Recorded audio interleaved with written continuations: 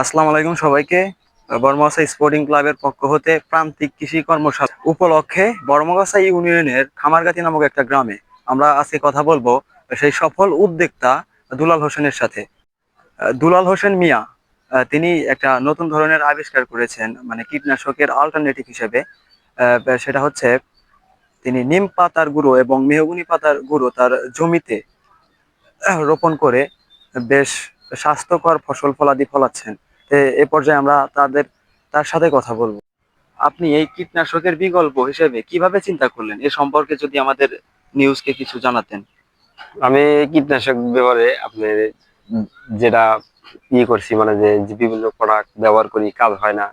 পরে নিজে নিজে চিন্তা ভাবনা করলাম যে এই সমস্ত প্রোডাক্ট দিয়ে যেহেতু কাজ হইতেছে না, তাহলে এখন তাহলে কি করা যায়।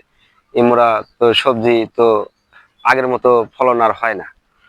তারপরে নিজে নিজে কল্পনা করে এটা নিজে নিজে একটা আবিষ্কার করছি যে আপনার নিম পাতা দিয়া, আপনার ওর ভিতরে গুল দিয়া, ঠিক আছে, এরকম দিয়া মেশিনটা মনে হয় যে একদম ওষুধ মেশিন করে মিলায়া, মনে করেন যে প্রথমে দিয়া পরীক্ষা করলাম যে এটা দেখে কাজ হয় কিনা। পরে দেখি যে না, এটা মাশাল্লাহ মোটামুটি ভালো কাজ করে।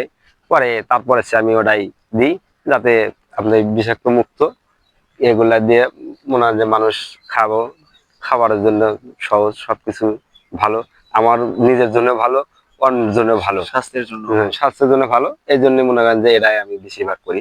মাঝে মাঝে যেসব করে হালকা হয়তো হঠাৎ করে ওষুধ ব্যবহার করি। আচ্ছা, আপনি যে আগে বাজার থেকে কৃত্রিম কীটনাশক কিনে আনতেন, তার জি জি থেকে কি এই যে এই নিম পাতার গুঁড়ো এবং মেহগনির গুঁড়ো এইগুলা থেকে কি ভালো হচ্ছে? জি, মোটামুটি ভালো হচ্ছে। ওই কীটনাশক হচ্ছে এগুলো খারাপ না।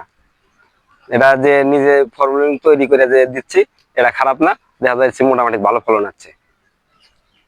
আমাদের মনে করেন যে সব দিকেই এলাকা সহজ হুম হচ্ছে, হুম রোগ মুক্ত হচ্ছে, হুম হুম। নিজে বাঁচি, অন্যকেও বাঁচাই। তো আমরা দেখতেই পাচ্ছি এটা একটা পটল টাও। তো আপনি কতখানি জমিতে এই পটল লাগিয়েছেন, এ ও সম্পর্কে যদি কিছু বলতেন। জি। আমি এখানে এই দাগেতে জমিতে পটল লাগাইছি অল্পই, 25-26 শতক। আর অন্য জায়গায় আছে, কিন্তু এই জায়গায় আছে 26 শতক।